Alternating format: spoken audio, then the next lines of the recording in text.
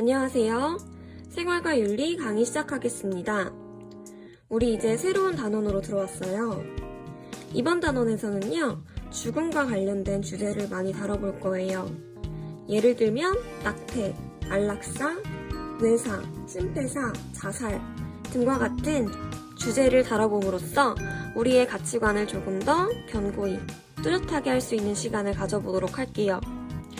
선생님이 방금 얘기했던 낙태나 안락사 같은 문제는요, 정답이 뚜렷하게 있는 문제라고 할 수 없어요. 그래서 지금까지도 논의가 많이 되고 있는 문제이기도 하죠. 그래서 우리는요, 이러한 구체적인 주제들을 다뤄보기에 앞서서 다양한 철학자들의 이론을 다뤄봄으로써 우리가 조금 더 폭넓은 선택지를 가져보도록 할 거예요. 그래서 이번 시간에서는 죽음에 관련된 이야기를 한 학자들의 이론을 살펴보고 다음 시간부터 구체적으로 낙태부터 한번 다뤄보도록 하겠습니다. 자, 그러면 우선 죽음에 대해서 뭐라고 얘기했는지 서양 철학자들에 대한 의견부터 알아보도록 할게요. 우리 죽음에 대한 서양의 관점에서는요, 총 5명의 학자를 배울 거예요. 플라톤, 에피쿠로스 학파, 그리고 실존주의자인 하이데거와 또 실존주의자인 야스퍼스, 그리고 그리스도교의 이론까지 이렇게 총 5가지의 이론을 배워보도록 할게요. 그럼 먼저 플라톤이 죽음에 대해서 어떻게 생각했는지부터 다뤄보도록 하겠습니다. 첫 번째로 플라톤은요, 죽음이라는 것은 우리 육체 안에 갇힌 영혼이 이상세계로 들어가는 것이라고 생각을 했습니다. 우선 이 문장에서 알아야 될 거는 플라톤이 이야기한 이상세계란 무엇인가 라는 개념부터 다뤄봐야 될 것 같아요. 자, 플라톤은요, 이 이상세계를요, 3글자로 표현을 했어요. 이상세계를 3글자, 이데아라는 단어로 표현을 했습니다.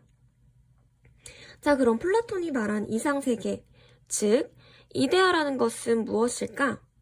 라는 것부터 알아야 해요. 이게 뭔지 짤막하게 설명을 하자면, 여러분들 지금 강아지를 한번 떠올려 볼까요? 떠올렸죠? 자, 여러분들 머릿속에는 제각각 다른 모습의 강아지가 있을 것입니다. 자, 그러면 여러분들이 떠올린 강아지의 모습들 중에 어떤 모습이 강아지의 이상적인 모습이라고 할 수 있을까요? 선생님이 떠올린 강아지의 모습이 이상적인 모습일까요? 아니면 여러분들이 떠올린 모습이 강아지의 표준적인, 이상적인 모습이라고 할 수 있을까요? 그렇죠. 누가 떠올린 강아지의 모습도 이상적인 모습이라고는 말할 수 없을 것입니다. 강아지의 이상적인 모습이라는 것은요, 플라톤이 생각하기엔 현실 세계에 존재할 수 없다고 생각을 했어요. 우리는 단지 강아지의 이상적인 모습, 표준적인 모습을 이상세계, 이데아에서만 발견을 할 수 있다고 생각을 했습니다. 다른 예시를 들어보자면, 여러분, 책상의 표준적인 모습은 어떤 것일까요? 그렇죠. 여러분들 책상도 마찬가지로 책상은 여러 가지 모습을 띠고 있기 때문에 여러분들이 책상의 표준적인 모습을 고르라고 하면 고를 수 없을 거예요. 학교 책상처럼 이렇게 조그맣게 나와 있는 책상의 모습도 있을 거고, 그리고 여러분들이 지금 집에 앉아 있는 그런 책상의 모습도 있을 거고, 굉장히 다양한 모습의 책상들이 있을 거예요. 이런 책상의 모습들 중에 가장 이상적이고 표준적인 모습이라고 할 수 있는 것은 이상세계, 플라톤이 말하는 이데아에만 있을 수 있다고 생각을 했어요.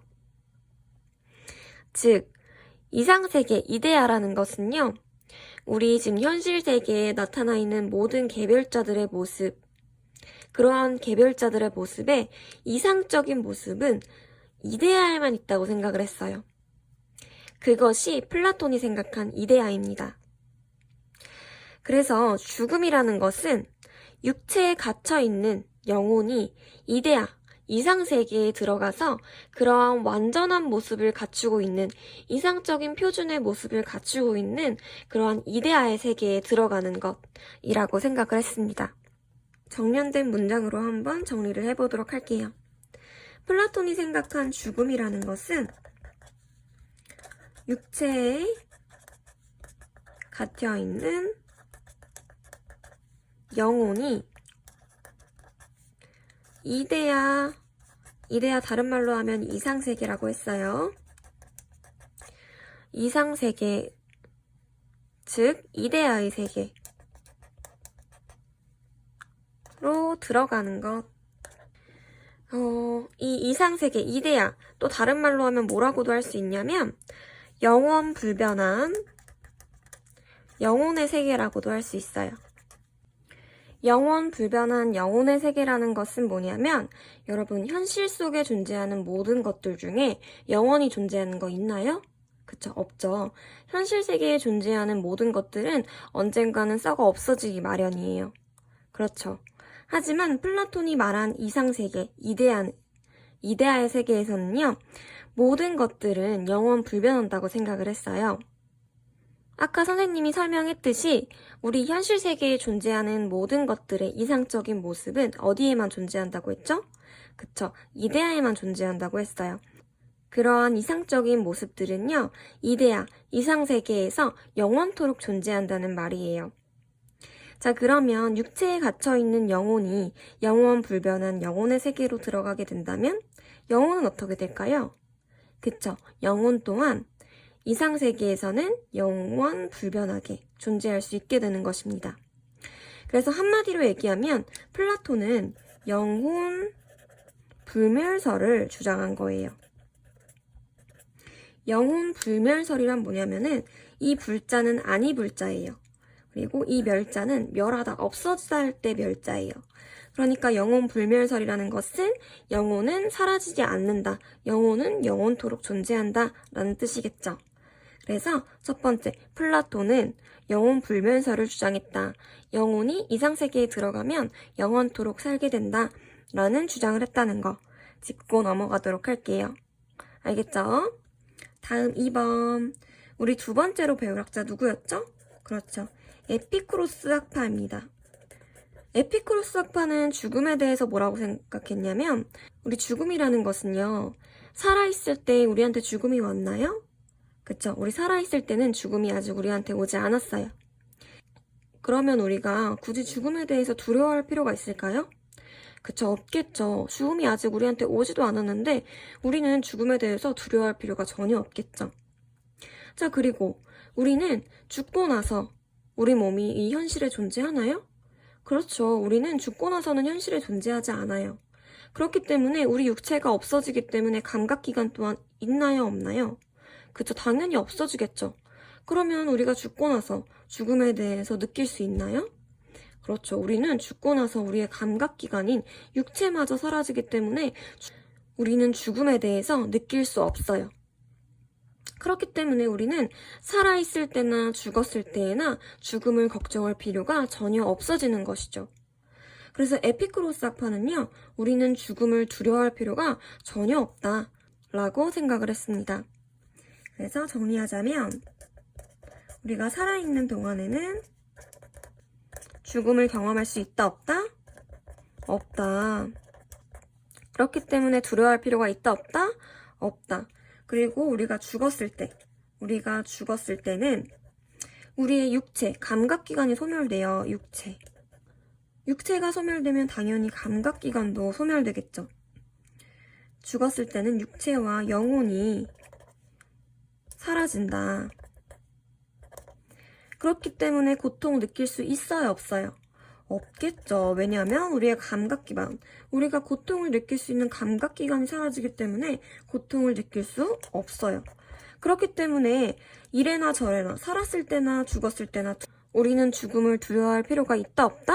그렇죠. 우리는 죽음을 두려워할 필요가 없어지는 것이죠. 무슨 말인지 알겠죠? 자, 그래서 에피쿠로스 학파는 우리한테 죽음에 대해서 두려워하지 말라라고 이야기해 주었다는 점 알고 넘어가면 됩니다. 그리고 우리 세 번째는요, 실존주의자 2명을 배울 거예요. 아까 누구누구라고 했죠? 그쵸, 하이데거와 야스퍼스라고 했어요. 그래서 첫 번째 실존주의자 하이데거부터 보겠습니다. 자, 하이데거에서 죽음에 대해서 이야기할 때는 이 단어를 꼭 알아야 돼요. 뭐냐면 죽음으로의 선구라는 말이에요. 쉽게 풀이하면 죽음에 대한 자각이에요. 자, 하이데거는 우리가 죽음에 대한 자각을 함으로써 우리는 삶을 더욱더 의미 있고 가치 있게 살아가게 된다고 생각을 해요. 예를 들면 우리 내일 죽는다고 한번 생각을 해보세요. 그러면 우리 오늘을 아주 알차게 살아가려고 하겠죠. 마찬가지로 우리가 언젠가 죽는다는 사실을 인지하게 된다면 우리가 살아있는 동안에 우리의 삶을 굉장히 의미 있게 살아가려고 노력하게 된다라고 생각하는 것이 하이데거의 의견입니다. 그렇기 때문에 하이데거는 이렇게 우리가 죽음으로의 선구, 우리가 미리 죽음으로 달려가 보는 것, 우리가 죽음에 대해서 자각하는 것을 통해서 어떻게 된다? 그쵸? 삶을 더욱더 의미 있고 가치 있게 살 수 있게 된다라고 주장했다. 삶을 더욱 의미 있고 가치 있게 살 수 있다. 하이데거는요, 우리가 언젠가는 죽는다는 사실을 인지한다면 우리는 삶을 더욱더 의미 있게 살아간다고 했어요. 우리가 삶을 의미 있게 살아가기 위해서는 어떻게 해야 될까요? 누군가한테 휩쓸려 가면서 자신의 주장 없이, 줏대 없이 살아가는 삶이 의미 있는 삶일까요? 아니면 내 안의 가능성을 깨닫고 내가 삶을 주체적으로 운영하면서 사는 것이 의미 있는 삶일까요? 그렇죠. 당연히 후자일 것입니다. 하이데거는요, 우리가 삶을 의미 있게 꾸려나가기 위해서 우리 안에서의 그런 가능성들을 찾고 우리가 본래적으로 삶을 선택하고 주체적으로 살아갈 수 있는 존재라는 것을 깨닫고 앞으로의 삶을 주체적으로 살아갈 수 있다고 생각을 했습니다. 즉, 삶을 더욱더 의미 있고 가치 있게 살아간다는 의미는요, 참된 실존을 회복하고 또 주체성을 회복한다는 이야기랑 같은 말이에요. 우리는 누군가한테 휩쓸려서 살아가기보다는 우리가 우리 안의 존재 가능성을 깨닫고 우리가 우리의 삶을 주체적으로 선택을 하면서 살아갈 수 있게 된다는 것이죠. 그래서 실존주의자이기 때문에 하이데거에서의 키워드는 당연히 실존 그리고 주체성을 회복한다는 단어가 키워드라고 할 수가 있어요. 그리고 하이데거가 생각한 죽음에 대해서 조금 더 부연 설명을 붙여보자면 하이데거가 생각한 죽음이라는 것은 여기 자리가 없으니까 선생님은 뒷변에 쓰겠습니다. 여러분들은 이어서 쓰세요. 하이데거가 생각한 죽음이라는 것은요, 가장 고유하고 그리고 가장 극단적이며 어떤 것에 의해서도 대체될 수 없는 가장 확실한 가능성이라고 생각을 했어요. 죽음이라는 것은요, 가장 고유해요. 그리고 가장 극단적이에요. 우리 죽음보다 삶에서 가장 극단적인 것은 없겠죠. 그리고 가장 확실한 가능성이래요. 죽음만큼 이 세상에서 확실한 것도 없어요. 우리가 언젠간 죽는다는 사실은 가장 확실한 가능성이에요. 알겠죠? 자, 여기까지 하이데거 봤습니다. 자, 그럼 우리 두 번째 실존주의자 누구 본다고 했죠? 그쵸, 야스퍼스. 자, 야스퍼스에서는 키워드 딱 하나만 알면 돼요. 뭐냐면 한계 상황이라는 단어예요. 여러분, 한계 상황이라는 건 무슨 뜻이냐면 인간이 어떻게 해서도 빠져나갈 수 없는 그러한 피할 수 없는 상황을 한계 상황이라고 해요. 여러분 생각해 보세요. 인간이 삶을 살아가면서 어떻게 해서도 피할 수 없는 상황이 뭐가 있을까요? 그렇죠. 죽음이라는 게 있을 것입니다. 죽음이라는 것은 어떤 인간도 피할 수 없는 한계 상황입니다. 그래서 야스퍼스에서는요, 한계 상황이라는 것, 죽음이 한계 상황이라는 것만 알면 됩니다. 죽음은 인간이 피할 수 없는 한계 상황이다. 야스퍼스에서 키워드는 한계 상황. 그리고 마지막 4번. 그리스도교. 그리스도교. 자, 우리 그리스도교는 죽음에 대해서 어떻게 봤을까요? 교회 다니는 친구들은 잘 알 것 같아요. 죽음이라는 것은 우리가 천국에 가는 것이라고 생각을 했죠. 그래서 그리스도교에서는 죽으면 신의 나라에 갈 수 있다라고 생각했어요. 신의 나라에 갈 수 있음. 그리고 죽음이라는 것은 신에 의해서 결정되어 있는 것이기 때문에 우리는 이러한 죽음의 과정을 자연스럽게 받아들여야 한다라고 생각을 했습니다. 그래서 죽음은 신에 의해 이미 결정되어 있는 것이므로 자연스럽게 받아들여야 한다. 자, 여기까지 우리 서양의 학자 5명 봤어요. 우리 다음에는요, 동양에서는 죽음에 대해서 어떻게 생각했는지 동양 철학자들의 의견을 한번 들어보도록 할 거예요. 자, 그러면 또 쓰세요. 죽음에 대한 동양의 관점. 자, 우리 동양에서는요, 크게 3가지 이론을 배울 거예요. 첫 번째로는 유교, 그리고 두 번째로는 불교, 그리고 세 번째로는 도가. 그래서 유교, 불교, 도가가 죽음에 대해서 어떻게 봤는지 알고 넘어가도록 할게요. 그러면 유교의 대표학자인 공자부터 보도록 하겠습니다. 자, 일단 공자는요, 죽음에 대해서 어떻게 생각을 했냐면 첫 번째, 상장제례를 강조했어요. 상장제례 강조. 자, 여러분, 상장제례라는 것은 뭐냐면 먼저 상은 뭐냐면 초상을 얘기해요. 초상. 그리고 장은 장례를 얘기합니다. 그리고 제는 제사를 얘기하고요. 그리고 예는 예식을 이야기합니다.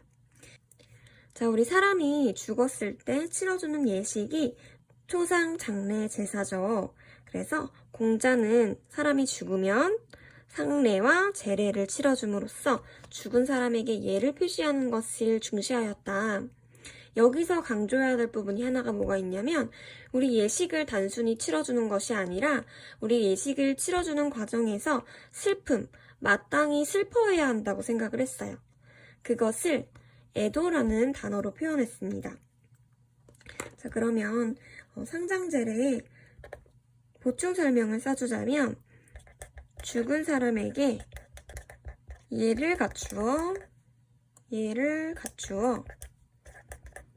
애도하면서 계속해서 관계를 맺었어요. 자, 우리 죽은 사람에게 예를 갖추어 애도한다는 것, 이것도 우리가 주목을 해야 합니다. 애도라는 것은 슬퍼하는 것을 이야기한다고 했죠. 그리고 두 번째, 자, 공자는요, 죽음에 대해서 이야기를 하긴 하지만 죽음보다는 현세에 초점을 맞춰서 살아가야 된다고 생각했어요. 제자가 공자에게 이렇게 물었어요. 공자님, 삶이란 무엇이고 죽음이란 무엇입니까? 라고 물었을 때 공자는 너희는 지금 삶도 모르면서 왜 죽음에 대해서 알려 하는가? 죽음에 대한 관심보다는 현재 삶에서의 인격적 수양과 도덕적 삶에 조금 더 초점을 맞추면서 살아가거라 라고 이야기를 했습니다. 즉 공자는요, 죽은 사람에 대한 예를 강조하면서도 죽음에 대해서 구체적으로 알려고 하기보다는 우리 현재의 삶을 강조하면서 도덕적인, 인격적인 수양을 강조하였다는 점 꼭 알아두고 가야 합니다. 그래서 보충 설명을 적어주자면 삶을 아직 모르는데 어떻게 죽음을 알겠는가? 이 문장 알고 가면 시험 문제 풀 때 도움이 될 것 같아요. 그리고 현세를 중시한다는 것은 도덕적 수양과 인격적 수양을 강조한다는 것. 그래서 공자는 죽음 이후의 관심보다 현세에서의 인격적 수양과 그리고 도덕적 삶에 최선을 다해야 한다라는 것을 주장했다. 최선을 다해야 한다. 알겠죠? 그리고 세 번째 마지막 공자는요, 살신성인을 강조했어요. 살신성인.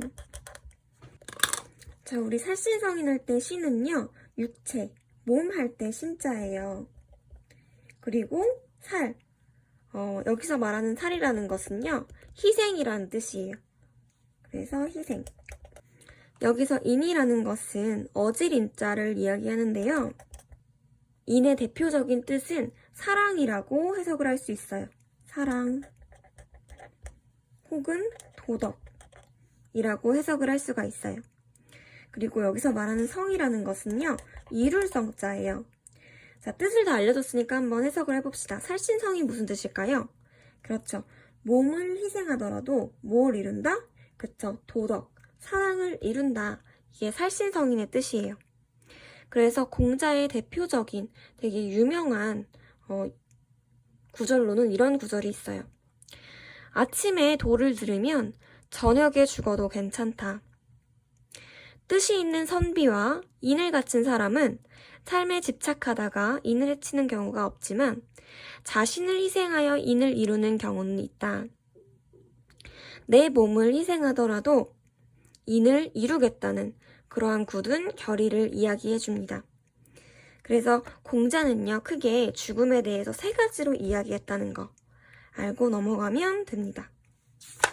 그리고 두 번째, 우리 이제 두 번째 뭐 배운다고 했었죠? 그쵸? 유불도니까 이제 불교가 생각하는 죽음에 대해서 배워보도록 할 거예요. 여러분, 불교는요, 삶 그 자체가 고통이라고 생각했어요. 우리가 태어난 것은 너무나 괴로운 일이라고 생각을 했어요.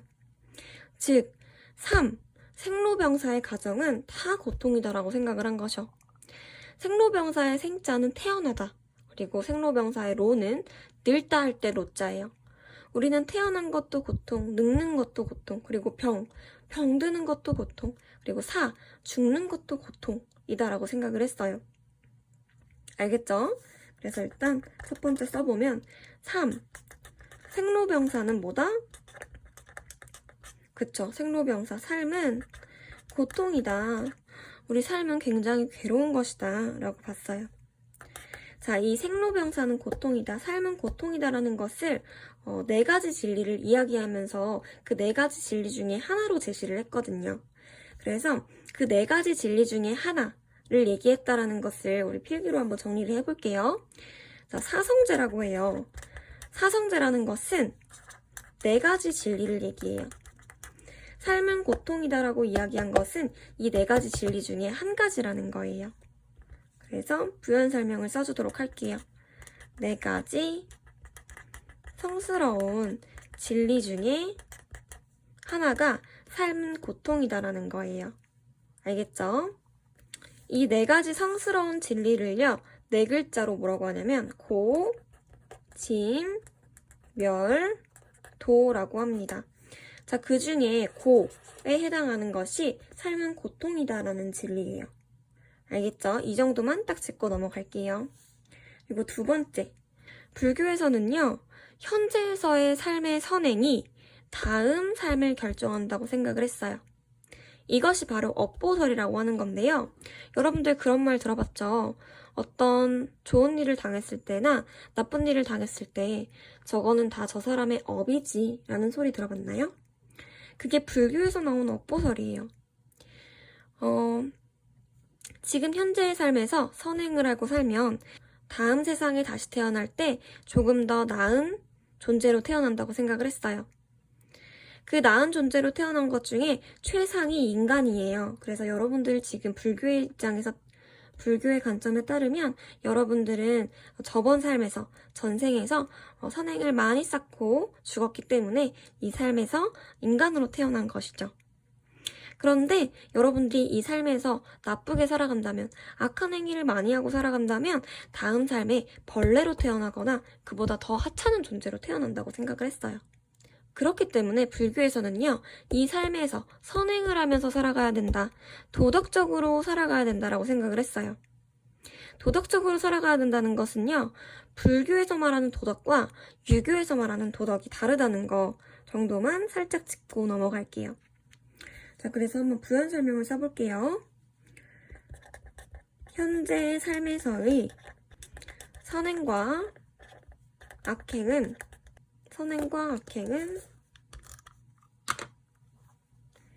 다음 삶을 결정한다. 그렇기 때문에 우리는 어떻게 살아야 한다? 그러므로 우리는 도덕적 삶을 살아야 한다. 이것을 세 글자로 뭐라고 했냐면 업보설이라고 했습니다. 자, 업보설 할 때 업은요, 우리가 그동안 쌓은 행적을 이야기해요. 우리가 지금까지 살아온 행적을 얘기하고, 보는 결과를 얘기해요. 그렇기 때문에 업보설에서 업이라는 것은 우리가 현재의 삶에서 선행을 하고 살아간다면 그 결과, 그 결과 다음 생에서는 좀 더 나은 존재로 태어나거나 태어나지 않는다고 생각했어요. 태어나지 않는 부분은 뒷부분에서 설명을 할게요. 그리고 우리가 악행을 하고 살아간다면 그 결과 우리는 하찮은 존재로 태어나게 된다는 것이죠. 자, 여기서 우리가 알아야 될 썰이 있어요. 뭐냐면 연기설이에요. 연기설. 불교에서 연기설은 굉장히 중요한 키워드예요. 다른 말로 하면 인연설이라고도 해요. 연기설과 인연설이 완전히 같은 말은 아니지만 비슷한 말이기 때문에 써줄게요. 자, 연기설이란 뭐냐면 모든 것은, 이 세상에 존재하는 모든 것은 원인과 조건에 따라서 생겨난다는 거예요. 즉 우리 앞에서 얘기했듯이 우리가 선행을 하고 살아가면 그에 따른 결과를 얻게 되고, 우리가 악행을 하면서 살아가게 된다면 그에 따른 결과를 얻게 된다는 거. 즉 연기설에서 이야기하는 말과 똑같은 거죠. 모든 것은 원인과 조건에 따라서 생겨난다. 그래서 한번 연기설 중요한 개념이니까 정리를 해보고 갈게요. 모든 것은 원인과 조건에 따라 생겨난다. 그래서 불교는요, 이것이 있기 때문에 저것이 있다. 라는 말을 했었어요. 그리고 연기설의 반대말이 무명이에요. 여러분들, 무명이라는 것은요, 없을 무자고요. 명자는요, 밝을 명자예요. 밝다라고 해석하지 않고 여기서는 깨달음으로 해석하면 될 것 같아요. 불교에서 제일 중요한 거는요, 연기에 대한 깨달음을 얻는 것이에요. 불교의 목표라고도 할 수 있어요. 불교에서는 연기에 대한 깨달음을 가장 중시해요. 그런데 연기에 대한 깨달음이 없는 상태를 두 글자로 무명이라고 했어요. 그 점도 알고 가면 좋습니다. 그래서 무명이라는 것은 연기에 대한 깨달음이 없는 상태, 연기에 대한 깨달음이 없는 상태는 풀어 얘기하면 우리가 모든 것이 원인 조건에 따라 생겨난다는 것을 모른다는 거, 그것을 무명이라고 한다. 연기에 대한 깨달음이 없는 상태다. 선생님이 지금 이 자리에 앉아 있는 것은 그 전에 어떤 원인 때문이고, 그 전에 있던 원인은 또 그 전에 있던 원인 때문이고, 이렇게 모든 것은 원인과 조건에 따라서 얽혀 있다는 것이 연기설이고, 이러한 깨달음을 얻는 것이 불교의 목표고, 이러한 깨달음이 없는 상태를 두 글자로 무명이라고 한다. 자, 연기설은 불교에서 가장 중요한 단어이기 때문에 꼭 알고 가야 합니다. 자, 그리고 세 번째 특징. 꼭 알아야 되는 거 뭐냐면요. 여러분, 불교에서의 최종 목표는 뭐냐면요. 연기에 대한 깨달음을 얻어서 다음 생에 태어나지 않는 것이 목표예요. 여러분들, 불교에서는요, 다음 생에 또 태어나는 것이 목표가 아니라 다음 생에 또 태어나지 않는 것이 목표예요. 왜냐하면 우리 첫 번째로 봤듯이 인생, 삶이라는 것은 너무나 고통스러운 것이라고 봤기 때문에 오히려 태어나는 것이 좋지 않다고 생각했어요. 그렇기 때문에 최종 목표는 우리가 해탈하여서, 해탈이라는 것은 우리가 깨달음을 얻는 거예요. 어떤 깨달음을 얻어서? 그쵸. 연기라는 깨달음을 얻어서 우리는 그 다음 생에 태어나지 않는 거, 윤회를 끊는 것을 목표로 했어요. 윤회라는 것은 계속 삶을 반복한다라는 뜻이에요. 그래서 불교에서의 목표는 윤회를 끊는 것, 다시 태어나지 않는 것이 목표이다. 그래서 불교의 최종 목표는 해탈하여, 해탈이라는 것은 깨달음을 얻는 거예요. 자, 깨달음이라는 것은 연기에 대한 깨달음이에요. 모든 것은 다 얽혀있다는 거. 원인과 조건에 따라 생겨나고 얽혀있다는 것이 연기설이고, 이러한 연기설에 대해서 깨달은 후에 우리는 다시 태어나지 않는 것이 목표이다. 계속 삶을 반복하는 것 두 글자로 뭐라고 했죠? 그쵸, 윤회라고 했어요. 그래서 윤회를 끊는 것이 목표이다. 다시 태어나지 않는 것. 알겠죠? 그리고 마지막. 불교에서는요, 죽음이라는 것은 색수상행식 오온의 해체라고 생각했어요. 자, 먼저 색이라는 것은요, 육체를 이야기해요. 그리고 수상행식이라는 부분은 정신적 부분을 이야기해요. 그래서 인간은 육체와 정신적인 부분으로 이루어져 있다라고 생각을 했어요. 죽음이라는 것은 색수상행식 오온의 해체이다. 여기선 5가지예요. 5가지 구성물질의 해체이다 라고 생각을 했습니다. 요 정도 알면 우리 기출문제에 나온 부분은 다 풀 수 있어요. 자, 마지막. 우리 동양의 마지막 학자 누구 배운다고 했죠? 그쵸? 도가 배운다고 했어요. 도가에서는 죽음을 어떻게 봤냐면요. 죽음이라는 것은 자연적인 현상이기 때문에 전혀 슬퍼할 필요가 없다고 생각했어요.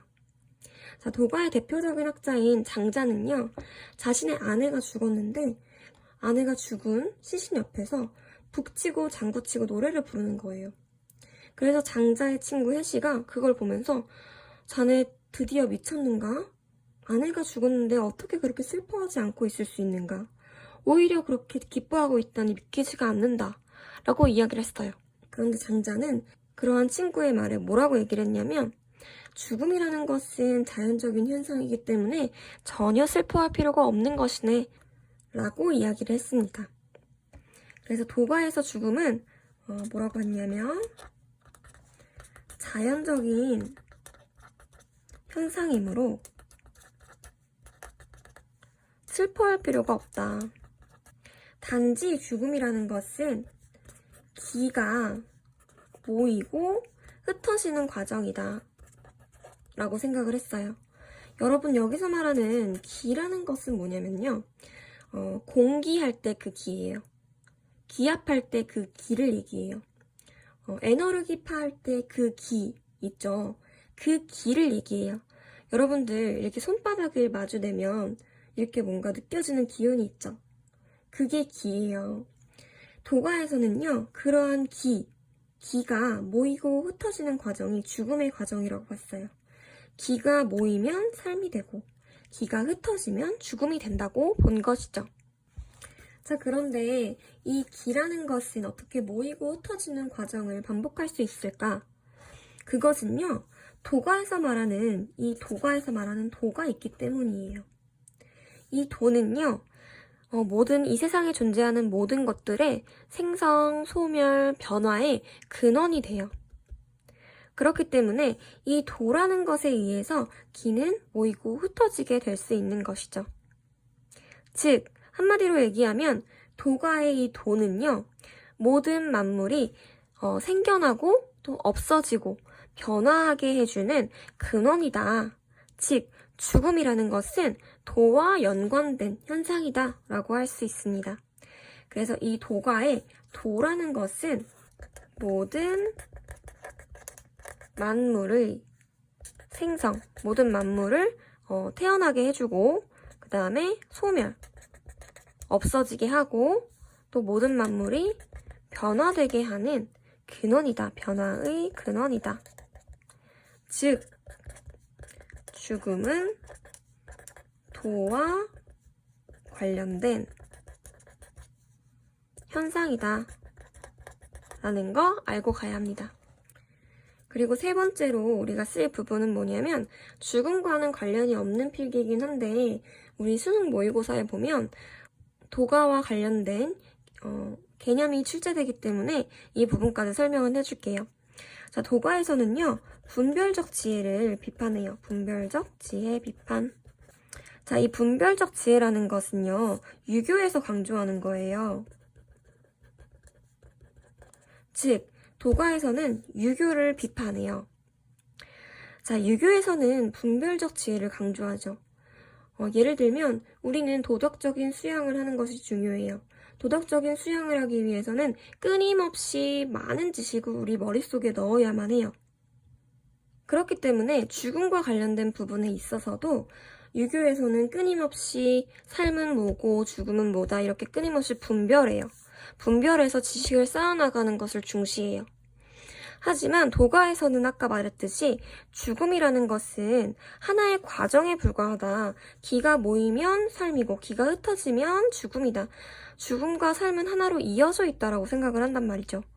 그래서 삶과 죽음을 분별하는 육아를 비판하고 도와 일치하는 삶을 사는 것을 아주 중요하게 생각합니다. 도가에서는 가장 중요시하는 게 이 도이기 때문에요. 도와 일치하게 살아가는 것.